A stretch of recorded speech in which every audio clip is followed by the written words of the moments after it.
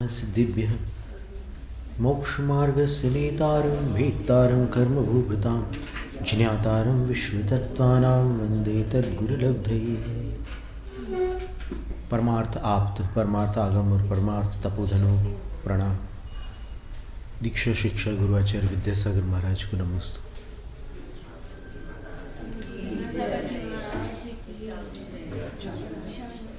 अब गोत्र और अंतराय कर्म का आश्रव शेष है। परात्म निंदा प्रशंसे सदसद गुणोच्छादनोद भावने च नीचैर गोत्रस्य।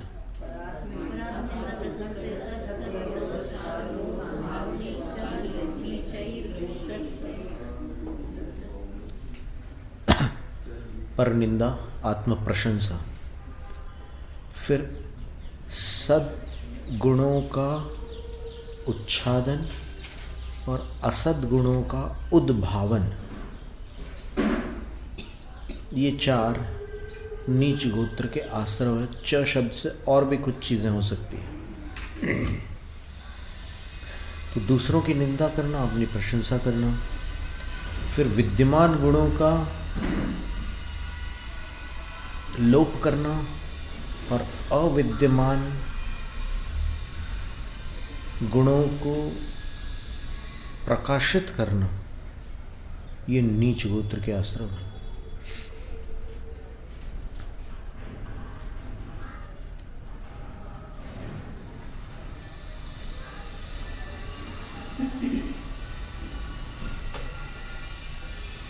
निंदा क्या वस्तु है? तो इसमें आचार्य लिख रहे हैं, दोषोद्भावनेच्छा निंदा। दोषों को प्रकट करने की इच्छा का नाम निंदा है। प्रकट करना तो निंदा है ही है, लेकिन इच्छा मात्र भी निंदा है। तथ्यस्य वा अतथ्यस्य वा दोषस्य उद्भावनम प्रति इच्छा मनः परिणामो वक्षेपो निंदेत्युच्यते। सही हो या गलत हो, दोषों को प्रकट करने की इच्छा का नाम, मानसिक परिणाम का नाम निंदा है।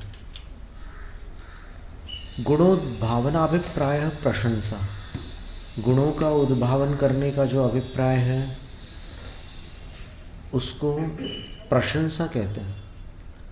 सद्भूतस्य असद्भूतस्य वा गुणस्य उद्भावनम प्रत्यभिप्राय प्रशंसेत्युपदिश्यते। विद्यमान हो वो गुण अथवा न हो, पर गुणों को प्रकट करने का जो अभिप्राय है उसका नाम प्रशंसा है।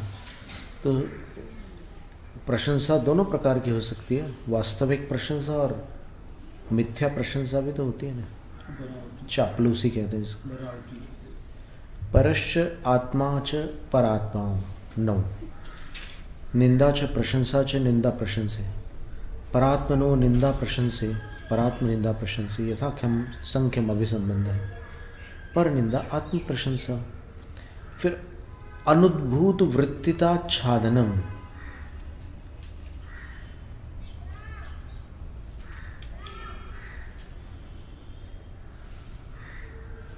किसी रुकावट के कारण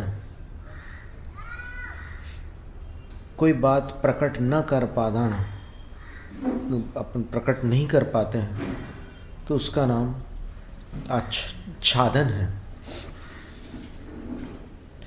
प्रतिबंध का अभाव है, प्रकाशित वृत्तिता उद्भावनम, और जब वो रुकावट दूर हो जाती है तो फिर उस बात को अपन प्रकट कर सकते हैं, उसका नाम उद्भावन है। तो संश्च असंश्च सदसंतो सदसंतो च तौ गुणौ च सदसद्गुणौ छादनम चोद्भावनम छादनोद्भावने सदसद्गुणयोः छादनोद्भावने गुणच्छादनोद्भावने। पूरा संस्कृत व्याकरण से उन्होंने समास कैसे बना है वो बना करके बता दिया।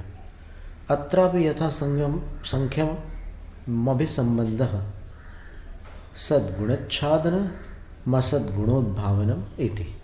यहाँ भी क्रम से लगाना, सत के साथ गुण लगाना, सद विद्यमान गुण के साथ छादन लगाना और अविद्यमान गुण गुण के साथ उद्भावन लगाना,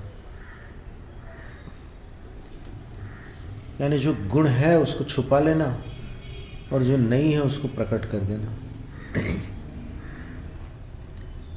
गूयते इति गोत्रम, गूयते शब्दते तत् इति गोत्रम, औणादिकेन त्रटा निष्पत्ति। ठीक है, औणादि नाम का एक प्रकरण आता है व्याकरण में, उससे ये त्र गोत्र, गू धातु के साथ में त्र का योग बनाकर गोत्र शब्द की निष्पत्ति हुई है। यानी लोक में ऊंच और नीच जो ये शब्द बोले जाते हैं वो इस कर्म के उदय से उसको सुनने पड़ते हैं सामने वाले को। नीचे रित अधिकरण प्रधान शब्द है, और नीच शब्द यहाँ पर जो दिया है सूत्र में वो अधिकरण प्रधान है। नीचे इत्येन शब्द अधिकरण प्रधान द्रष्टव्य है। नीचे ही स्थाने ये आत्मना क्रियते तन नीचे गोत्रम, जो जिस गोत्र के द्वारा नीचा स्थान दिखाया जाता है जीव को, उसको नीचा गिना जाने लग जाता है, लोक में उसको नीच कहा जाता है, वो नीच गोत्र है। तत्प्रपंच उच्यते, उसका विस्तार ऐसे कर, जाति कुल बल रूप श्रुताज्ञैश्वर्य तपो मद परावज्ञानोत्प्रहसन पर परिवादशीलता धार्मिक जन निंदात्मोत्कर्षान्य यशो विलोपा सत्कीर्त्युत्पादन गुरु परिभव तदुद्घट्टन दोषख्यापन विहेडन स्थानावमान भर्त्सन गुणावसाधन अंजलिस्तुत्याभिवादनाभ्यामुत्थानाकरण तीर्थकराधिक्षेपादि। सूत्र में तो इतनी 4 बातें बता दी थी, लेकिन अब आचार्य अकलंक देव कहते हैं कि वो जो च शब्द था उसमें और भी बहुत सारी बातें आती हैं। कौन सी आती है? जाति कुल बल रूप यानी सुंदरता, श्रुति यानी ज्ञान, फिर अपने आज्ञा चलती हो, अपना आदेश चलता हो तो उसको आज्ञा कहते हैं, फिर ऐश्वर्य वैभव, तप तपस्या, इन 8 का अभिमान करना, ये नीच गोत्र का आश्रम है।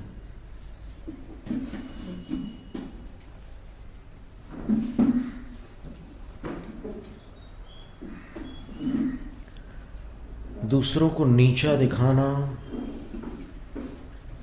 उनका उपहास करना, उनकी हंसी उड़ाना, ये भी नीच गोत्र का आश्रम है। दूसरों की बुराई करने की आदत होना, ये भी नीच गोत्र का आश्रम है। धार्मिक जनों की निंदा और उनकी हंसी उड़ाना, ये भी नीच गोत्र का आश्रम है। आत्मोत्कर्ष की भावना, अपने को उत्कृष्ट समझने की भावना, और यश का विलोप करना, दूसरों का यश है उसको नष्ट करना, उसका लोप करना, झूठी कीर्ति को प्राप्त करना, ये नीच गोत्र का प्रचंड आश्रम है। यानी वास्तव में वो कीर्ति का पात्र नहीं है, लेकिन बनावटी कीर्ति को प्राप्त हो रहा है अपने छल कपट से, वो भी नीच गोत्र का आश्रम है। फिर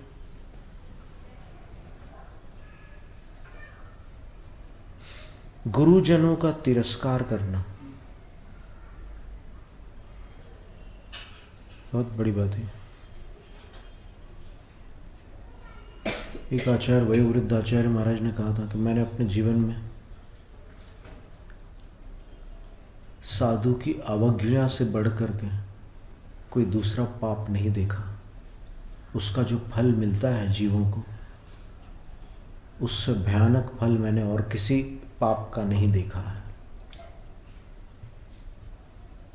जी कई बार कोई ने चर्चा निकाली, उसमें कई बार हाँ में हाँ लग जाती है, कुछ हो जाता है। तो वहाँ पर आपको ये ध्यान रखना होगा कि आप कौन से फॉर्म पर हस्ताक्षर कर रहे हो।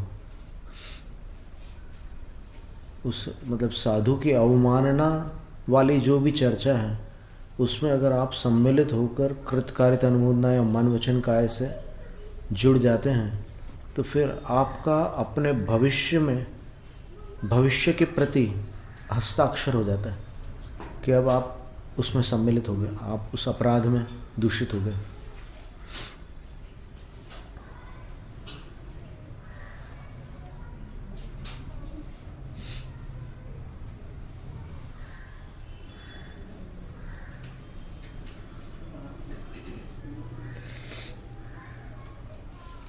गुरुजनों का तिरस्कार करना, गुरु दोष जनों के दोषों को प्रकट करना, गुरुओं की आज्ञा का लोप करना, उनकी अवमानना करना, स्थानावमान, उनके स्थान का आदर नहीं करना, उनके पद का आदर नहीं करना, फिर उनके गुणों का अवसाधन करना। अरे होंगे गुण, थोड़ा उसमें कौन सी बड़ी बात है, ऐसे गुण तो गृहस्थों में भी हो सकते हैं। उनको शास्त्रों में भी इसमें आ जाता है। कई अभी एक शास्त्र में पढ़ा कि अगर जो जिनमें गुण कम है गुरु में, तो वो गृहस्थ से भी गृहस्थों से ऊंचे है। तो मेरे में ये चीज कैसे आई? गृहस्थों से गृहस्थ ऊंचे मतलब गृहस्थ उनसे श्रेष्ठ। वो संबंधपत्र आचार्य ने सम्यक्त और मिथ्यात्व के विषय में कहा है। और दूसरा आपने कहाँ पढ़ा है? अष्टपाउड़ में, लिंग पहाड़ में। मैंने दिखाया भी था किसी को एक विषय की, देखो ये विषय गलत दिख रहा है इसमें।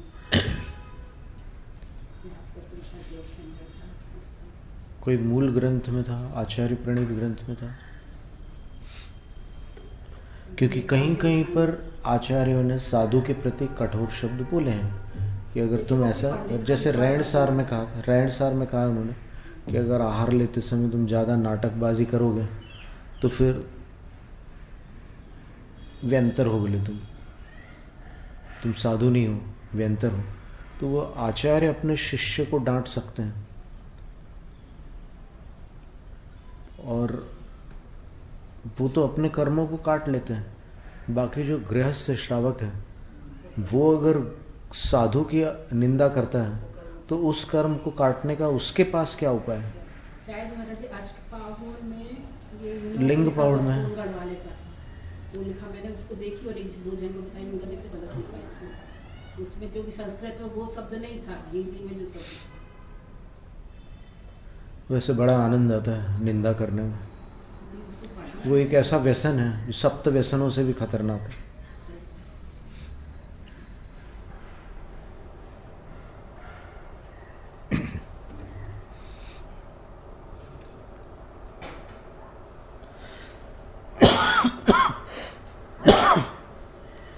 और जब अशुभ कर्म के उदय से तीव्र वेदना होती है तब अपने आप लगता है कि अरे हमें क्या ज़रूरत थी सब करने की, हमने क्यों व्यर्थ में पाप कमाया, अब देखो उसका फल सहा नहीं जा रहा है। 104 बुखार आ जाए ना, और फिर अगर उस समय स्मरण आ जाए कि मैंने साधुओं के बारे में ऐसे शब्द बोले थे, तब दिमाग ठीक होता है।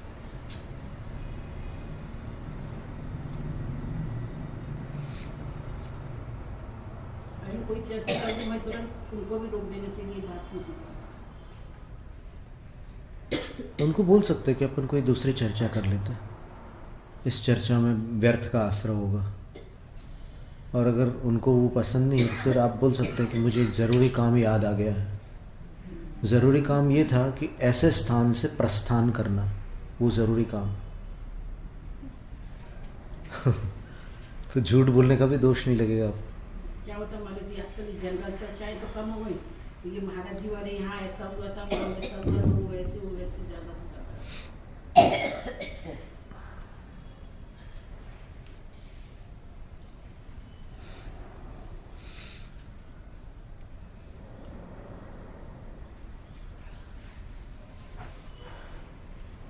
और धर्म रत्नाकर नाम का एक धर्म रत्नाकर के चौथे अध्याय में लिखा है कि सातिचार चरित्राश्च कालेत्र किल साधव भाषितास्तीर्थनाथेन तत्तथ्यम कथम अन्यथा।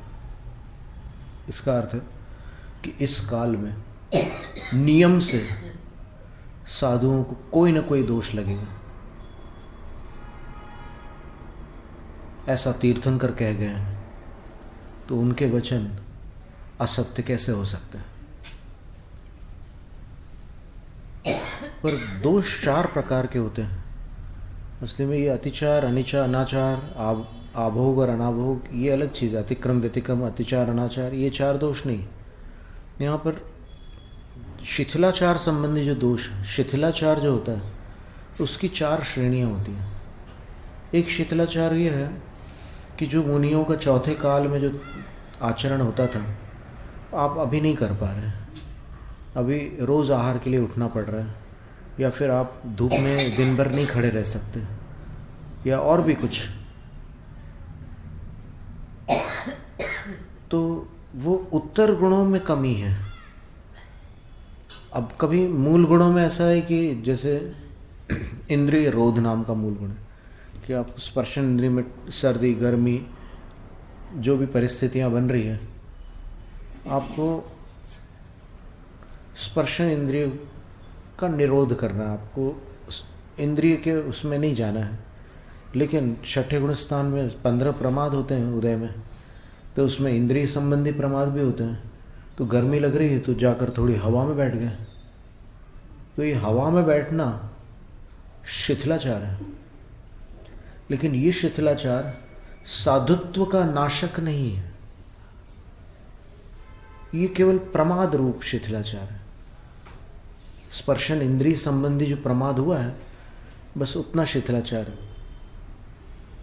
इसी प्रकार भोजन में कोई बात ऐसी हो जाए कि कोई चीज़ दे रहे हैं साधु को, ले रहे हैं वो, फिर वो सामने वाले बोलते हैं कि महाराज और ले लो थोड़ा, बहुत अच्छा बना है महाराज, बहुत दिनों बाद बना है, ले लो और ले लो, ले लेते हैं वो।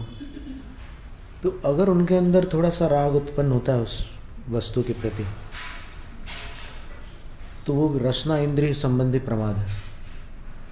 तो वो रसना इंद्रिय संबंधी प्रमाद शिथिलाचार की श्रेणी में है, लेकिन उससे साधुत्व का अंत नहीं हो जाता।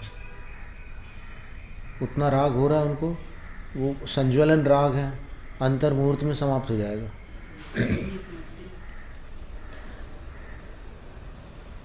फिर इसी प्रकार घ्राणेन्द्रिय संबंधी भी हो सकता है। कहीं दुर्गंध आ रही है तो फिर साधु उस स्नान से उस स्थान को छोड़ करके दूसरे स्थान पर चले जाते हैं, जबकि वो जिनकल्पी साधु हैं वो जो भी है उसको समता भाव से सहन करते हैं।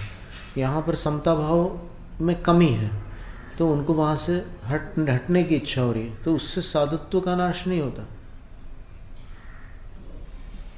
लेकिन शिथिल होते हैं, आचरण की अपेक्षा से वो शिथिल माने जाते हैं।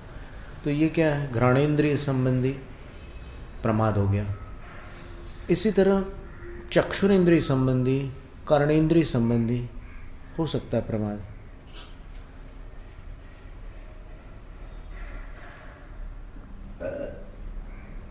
तो ये प्रथम शिथिलाचार वो है कि साधुत्व का जिसमें नाश नहीं हो रहा है, लेकिन फिर भी प्रमाद तो उत्पन्न हो रहा है, और उसका निराकरण प्रतिक्रमण में दिया हुआ है। प्रतिक्रमण में बताया है कि मैंने अगर ऐसा किया हो तो तत्समिच्छामि दुक्कड़म, मैंने अगर ऐसा किया हो तत्समिच्छामि दुक्कड़म। बहुत सावधानी से साधु लोग प्रतिक्रमण करते हैं, पूरा संघ मिलकर के बैठ कर साथ में सब लोग, अलग अलग संघों में हमने देखा हुआ है ना। और श्रवण बेलगुल में तो एक ऐसा प्रतिक्रमण हुआ था जहाँ पर 450 पिच्छियाँ एक भवन में बैठकर, वहाँ बीच में समवसरण मंदिर था टेम्परेरी, और सब बैठकर एक साथ मिलकर के प्रतिक्रमण कर रहे थे। आचार्यों की पंक्ति में आचार्य थे, मुनिराजों के समूह में मुनिराज थे, आर्यिकाएँ उस तरफ थी, उधर पीछे क्षुल्लक और एलक थे, इधर क्षुल्लिकाएँ भी थी। तो सब मिल कर के एक साथ प्रतिक्रमण करते, फिर सब ने प्रायश्चित भी लिया था। तो इस तरह एक बहुत अद्भुत दृश्य था वो। और वो दृश्य वास्तव में देखा जाए तो ऐसा उल्लेख है मूलाचार ग्रंथ में भी, टीका में, और इधर भी प्रतिक्रमण ग्रंथ त्रयी में, कि प्रत्येक 5 वर्षों में सब आचार्यों का एक एकत्रीकरण होता है और वहाँ सब लोग मिल करके फिर विचार विमर्श करते हैं और विचार विमर्श करके फिर आगे के 5 वर्ष के लिए ये निर्धारित करते हैं कि अब कौन से साधु किस दिशा में जाकर धर्म की प्रभावना करेंगे, और सब मिल करके युग प्रतिक्रमण करते हैं। उसका नाम युग प्रतिक्रमण है। वो युग प्रतिक्रमण तो एक संघ का है, सारे आचार्य उनके संघ के आचार्य हो सकते हैं ना। तो वो भी मतलब उसके विषय में टिप्पणी नहीं है, वो भी एक मिलन है, तो अच्छी बात है। कम से कम एक संघ तो मिल रहा है, ये भी बड़ी बात है। पर सारे संघ जहाँ एकत्रित हो जाते हैं, यहाँ पर 35 आचार्य थे श्रवण बेलगुल में। तो वो सब होता है, पर अभी क्या है कि काल का प्रभाव ऐसा है कि मतांतर हो गए, साधुओं के मत भी अलग अलग हो गए हैं।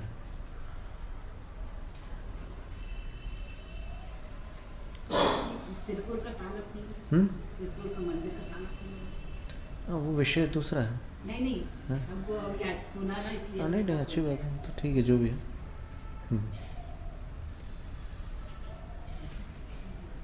फिर कहते हैं कि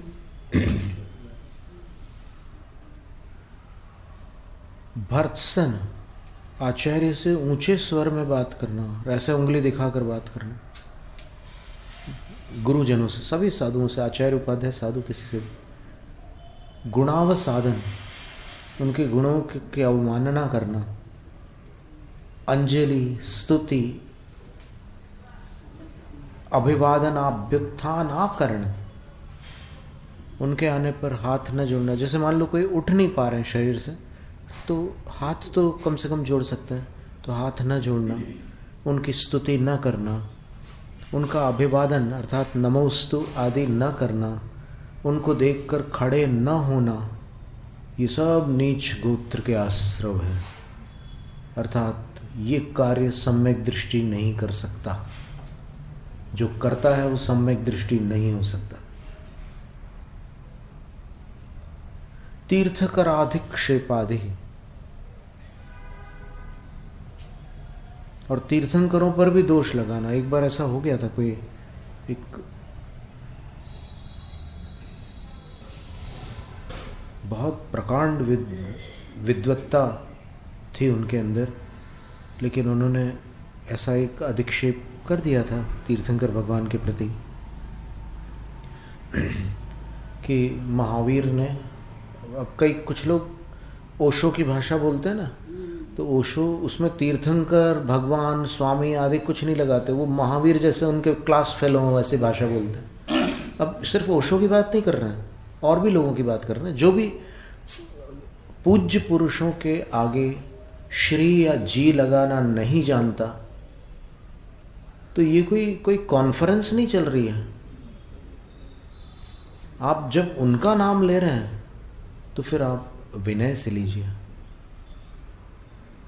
तो उनने बड़ा अन्याय किया, बोले नारियों को मोक्ष का पात्र नहीं माना।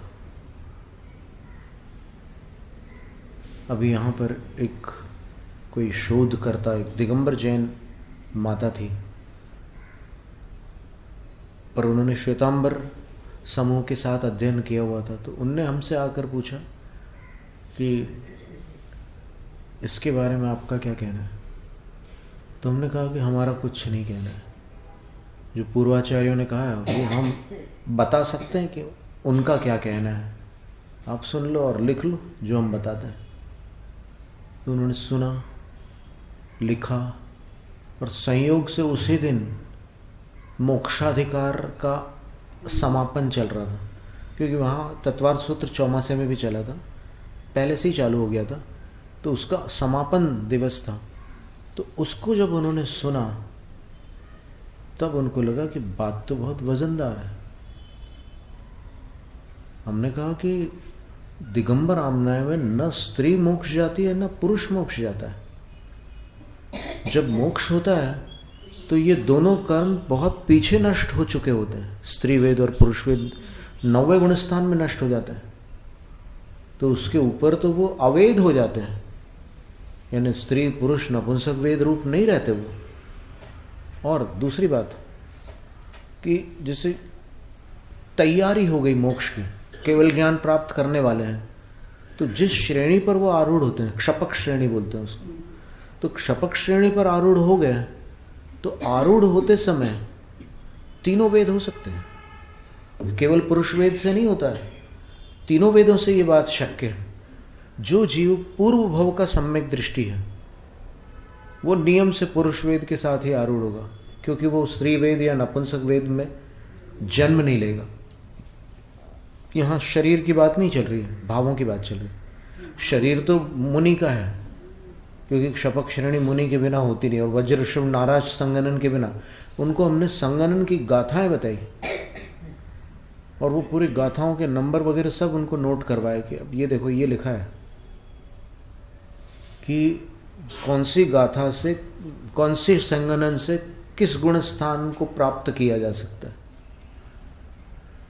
तो वो सारा वर्णन पढ़ने के बाद फिर जो अंत में वर्णन था, जो अनुयोग द्वार दिए हैं लास्ट में, तत्वार्थ सूत्र का जो अंतिम सूत्र है, कितने अनुयोग द्वार है वहाँ पर? क्षेत्र काल गति लिंग तीर्थ चारित्र प्रत्येक बुद्ध बोधित ज्ञानावगाहन संख्याल्प बहुत्वतः साध्या 12 अनुयोग द्वार है। इसको सुनने के बाद उनको लगा कि कोई पक्षपात नहीं किया है महावीर भगवान ने। जो वस्तु स्थिति है सो है, उनको कोई राग द्वेष तो था नहीं। उनके अंदर ये सब भेद था क्या जेंडर को लेकर के? किनके? नहीं, ये कोई एक बहुत विदुषी है कोई, उन्होंने ऐसा बोला था। फिर उनके लिए प्रतिपक्ष में भी बहुत सारे लेख निकले थे। वो बहुत पुराने समय की बात है, कम से कम 15-20 साल से तो ऊपर हो गए होंगे। ऐसी कोई बात निकली थी बीच में।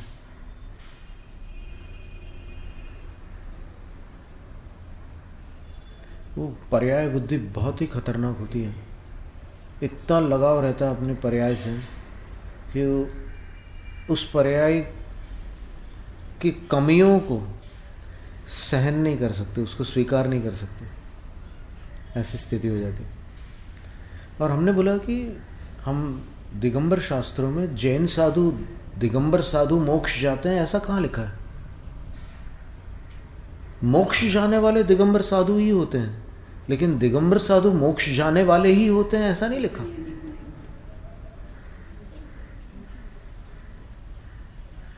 मोक्ष जाने के लिए तो जिन कल्पी मुनि होना आवश्यक है। वो तीर्थंकर जैसी चर्या होती है तब मोक्ष होता है।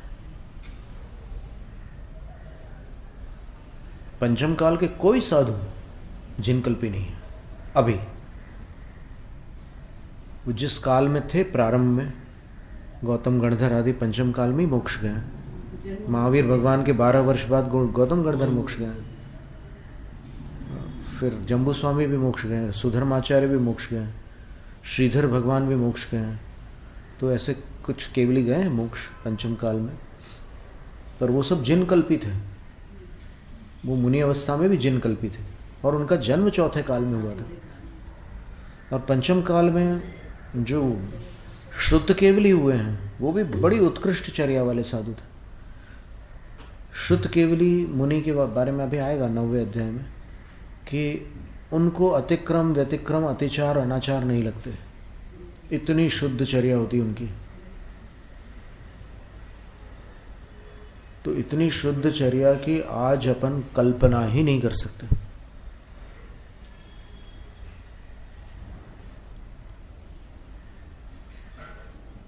चौके में जी जान से लोग शुद्धि का ध्यान रखते हैं तो भी अंतराय आ जाते हैं। कोई ऐसी बाधा आ जाती, कोई स्थिति बन जाती है, बहुत सारी बातें। इसलिए अपने को, अपन जितने हैं छोटे बने रहो, ज़्यादा बड़े बनने की कोशिश नहीं करना, जितने विनम्र रहना ठीक है। कभी कभी क्षोभ उत्पन्न होता है अगर कोई साधु की निंदा करते हैं, भले वो साधु भी क्यों ना हो।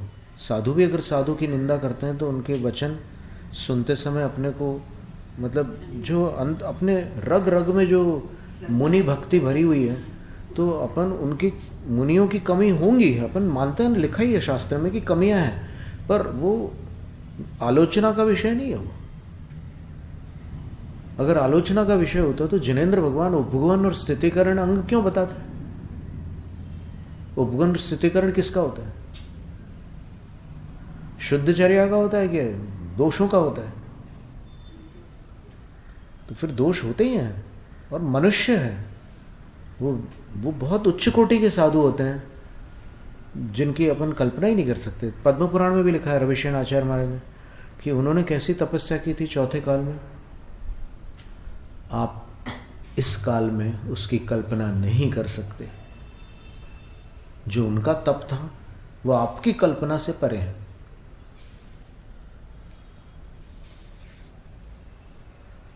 अपन अभी भक्ति से महामुनि कहते हैं, पर आप अगर महामुनि का वर्णन पढ़ोगे ना, धन्य धन्य सुकुमाल महामुनि, तो फिर आपको लगेगा कि उसमें महा लगाने की जरूरत नहीं है।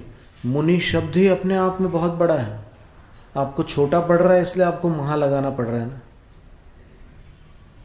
अगर आप एक बार समझ जाओ कि मुनि कितनी बड़ी वस्तु है, क्या मुनि शब्द में क्या कुछ भरा हुआ है, तो फिर उतना ही पर्याप्त है, आप झुक जाएंगे। बहुत बातें हैं, बड़ी बड़ी बातें हैं। तो ऐसे अंजलि न जोड़ना, स्तुति नहीं करना, उनको नमोस्तु नहीं करना, उठकर खड़े ना होना, ये सब नीच गोत्र के आश्रम। हमारे गुरु आचार्य विद्यासागर महाराज श्री ने केसली पंचकल्याणक में 2 गाथाएं बोली थी अष्टपावड़ की। हमसे कहा था कि जाओ मंदिर से अष्टपावड़ लेकर के आ जाओ। दीक्षा हुई थी, नई नई दीक्षा थी, तो हम गए दूसरे मतलब वहाँ जहाँ आचार्य ठहरे थे वहाँ तो एक वसतिका जैसी थी जहाँ सब साधु रुके थे। तो मंदिर गए, शाम को, हम शाम का समय था, ग्रंथ लेकर के आए और आचार्य श्री ने तुरंत उसकी 2 गाथाएं, वो पढ़े होंगे उन्होंने, तो पहले तो पढ़े हुए थे, उन्होंने कंठस्थ कर ली क्योंकि उनको वहाँ मंच से बोलनी थी वो गाथा, तो उनके सामने सारे ग्रंथ कैसे ला करके रख सकते थे? अगर रखते तो फिर वो वहाँ पर जो लोग उपस्थित थे, बड़े बड़े पंडित लोग थे, मुमुक्षु मंडल वाले, उनको लगता है कि देखो इतने सारे ग्रंथ रख करके ये बोल रहे हैं। सच्चे साधु तो वो होते हैं जो अंदर से बोलते हैं। ऐसे इस प्रकार के लेबल लगाने वाले बहुत सारे लोग हैं। तो फिर आचार्य श्री ने कंठस्थ कर लिया वो गाथा है, और आचार्य श्री बड़े क्षयोपशम वाले हैं, ज्ञानावरण का क्षयोपशम उनका बहुत अच्छा है। तो दोनों गाथाएं कंठस्थ कर ली और वहाँ जा करके उन्होंने वो गाथा बोली। 24 और 25 नंबर की गाथा थी दनसन पाहुड़ की। सहजुपन्नम रूवम दट्ठुम जो मन्नैण मच्छरियो सो संजम पड़िवण्णो मिच्छाइठी हवेसु। आचार्य श्री ने कंठस्थ की तो हमने भी कर ली साथ। अमराण वंदियाणम रूवम दट्ठूण सील सह्याणम जे गारवं करंतिय सम्मत विवज्जिया हुंती।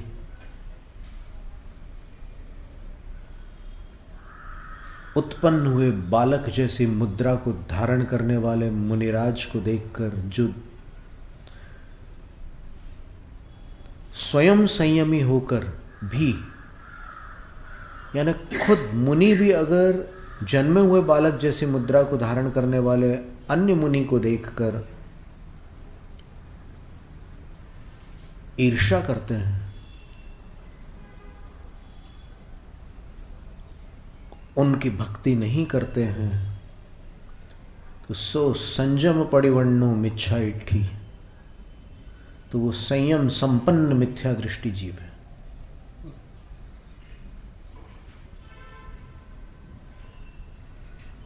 फिर दूसरी गाथा का अर्थ था कि देवों के द्वारा वंदनीय और शील से विभूषित दिगंबर साधु को देखकर जो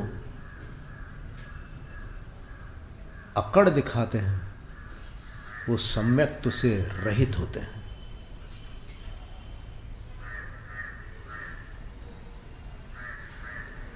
तो ये नीच गोत्र के आश्रमों के वर्णन में इतनी चर्चा निकल आई, महत्व की बातें थी। तद विपर्ययो नीचैर्वृत्त्यनुत्सेकौ चौत्तरस्य।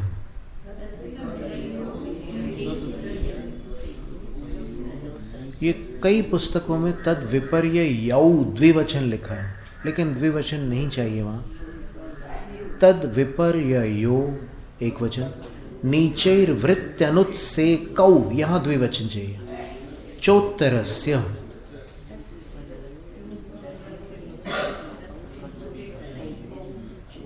उच्च गोत्र नीच गोत्र के जो आश्रव बताए थे ना, तद विपर्य हो, उससे विपरीत भाव करोगे तो उच्च गोत्र का आश्रव। और किससे होगा उच्च गोत्र का आश्रव? बोले नीचे वृत्ति, विनम्र रहो, बिल्कुल एकदम नम्रता रखो अपने अंदर, तो उच्च गोत्र का आश्रव है। और अनुत्सेक, उत्सेक का अर्थ होता है घमंडी होना, घमंड करना। तो अनुत्सेक, घमंड रहित हो जाओ तो उच्च गोत्र का आश्रव।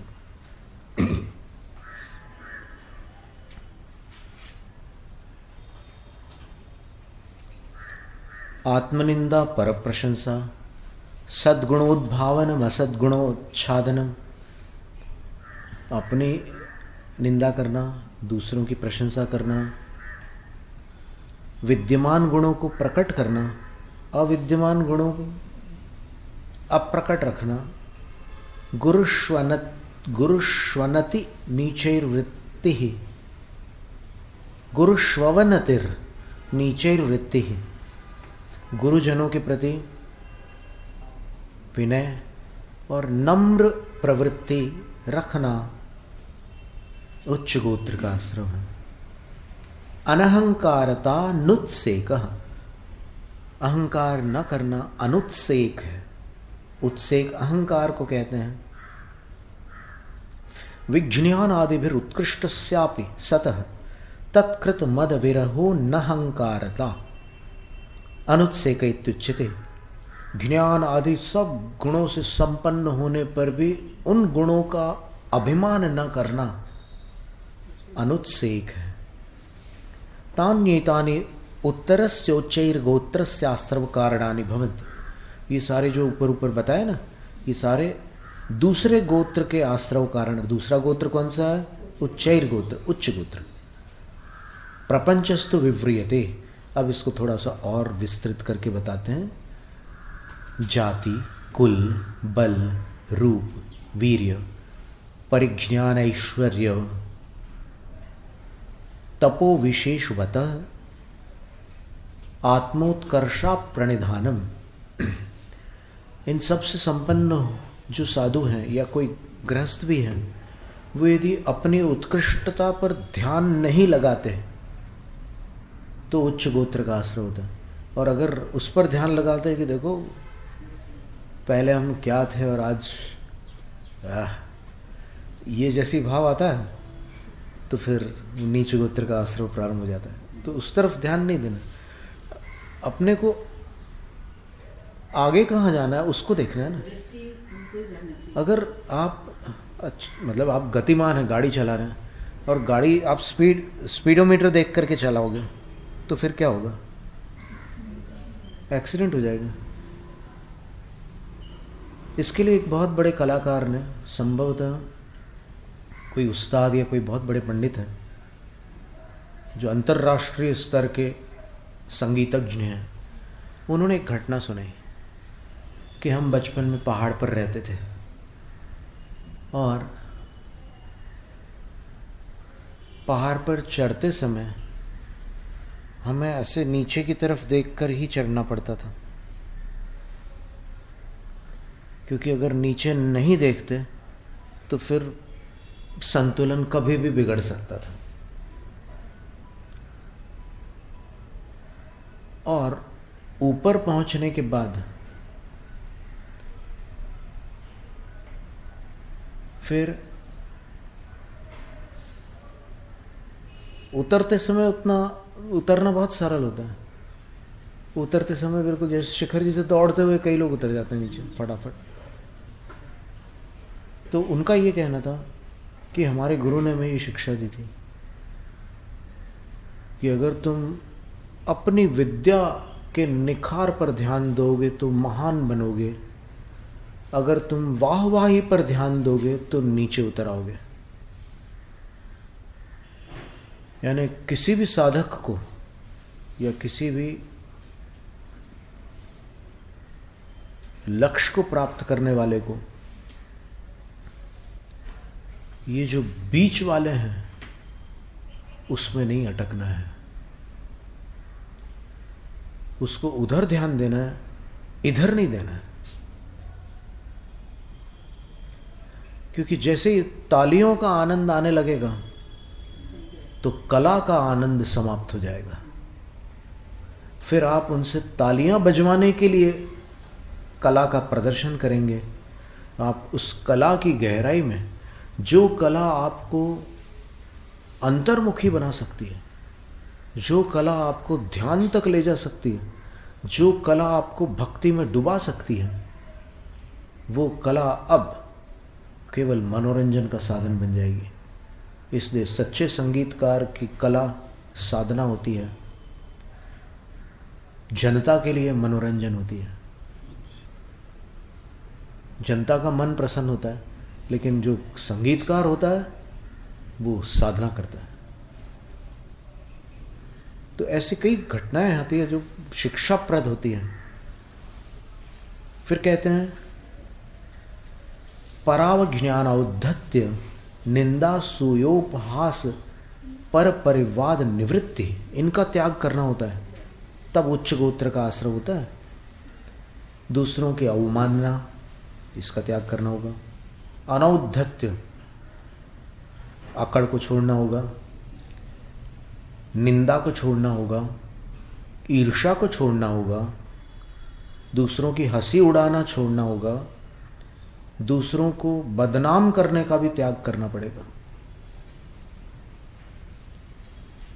विनिहत मानता, और जो मान है उसको विनिहत कर डालना, विशेष रूप से निहत करना है, समाप्त कर देना है।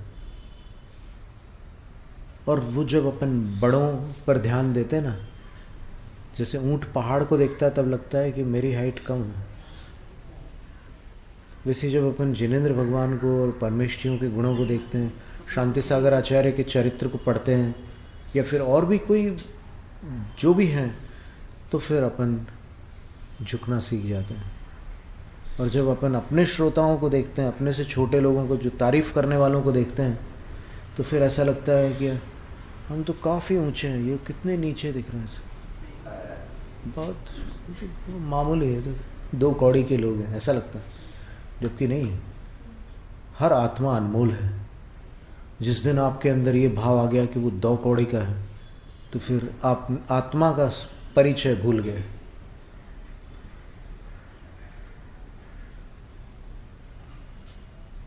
और आत्मा और परमात्मा को भूलने वाला सम्यक दृष्टि नहीं होता।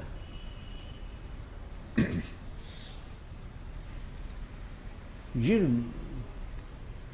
पुण्य पाप फल माही हरख विलखो मत भाई, जह यह पुद्गल पर जाए उपजी भिनसय थिर नाही। क्या मतलब है?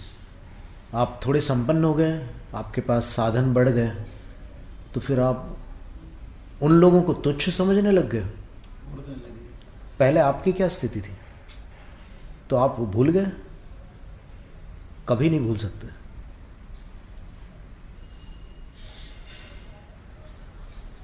और भूलना एक नादानी है, एक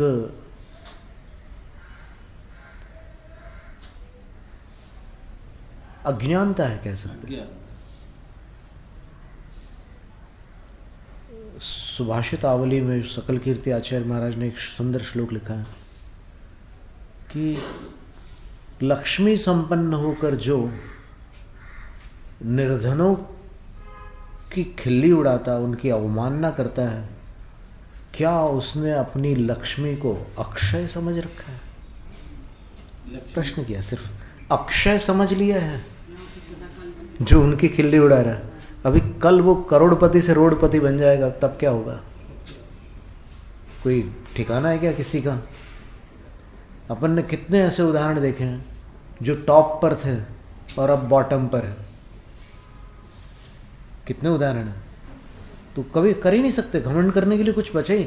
आप जो कर्मों का विचार करते हैं वो किसका घमंड करेंगे?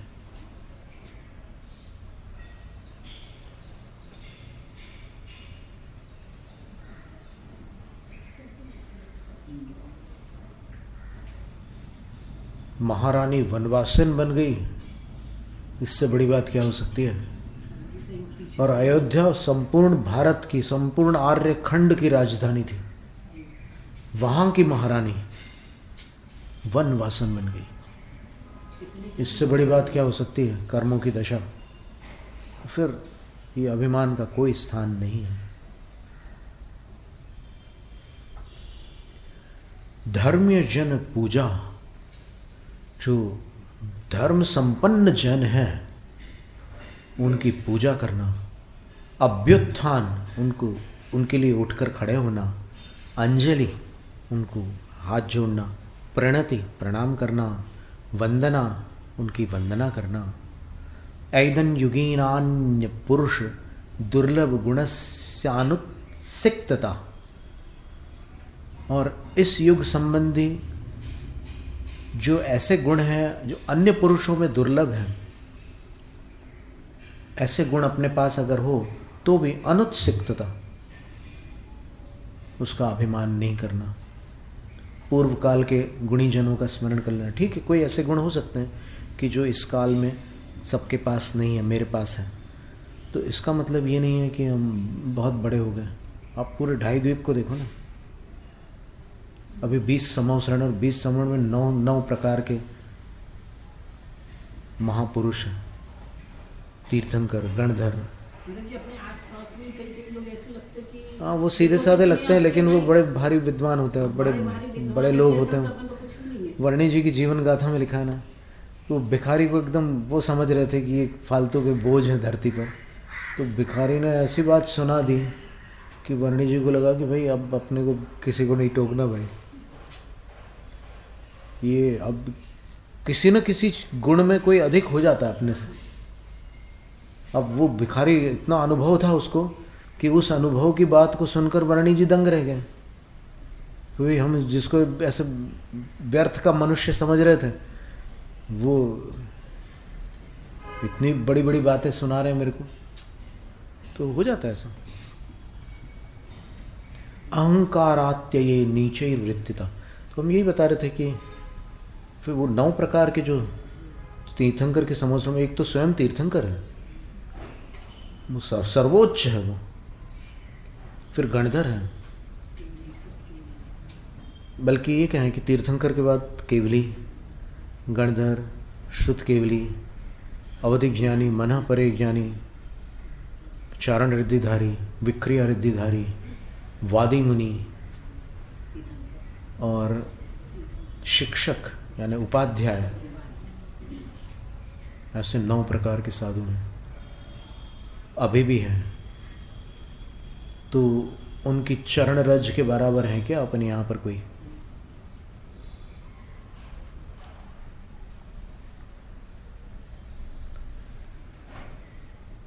तो अनुत्सिक्तता, इस युग में अगर किसी के पास ऐसे गुण नहीं है जैसे अपने पास है, तो भी अभिमानी नहीं बनना।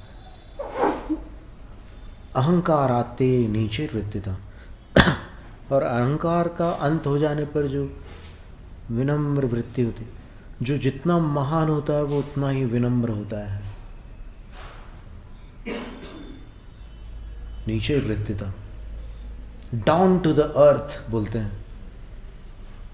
बड़े बड़े आर्टिस्ट कितने विनम्र होते हैं, आप देखिए।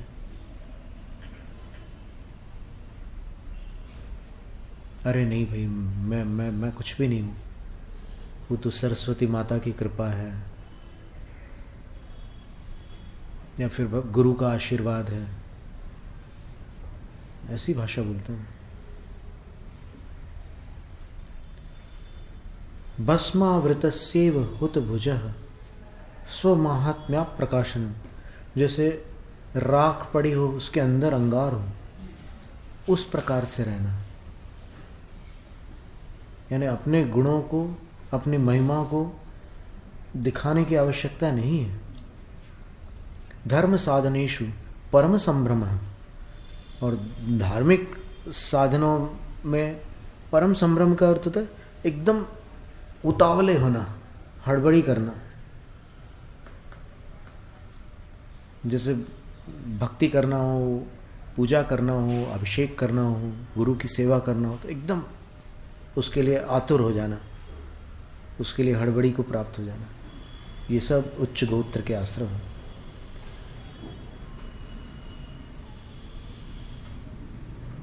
तो 7 कर्मों का वर्णन पूर्ण हुआ। अब अंतिम अंतराय कर्म का आश्रम है, उसको देखते हैं। जैनम जयतु शासन।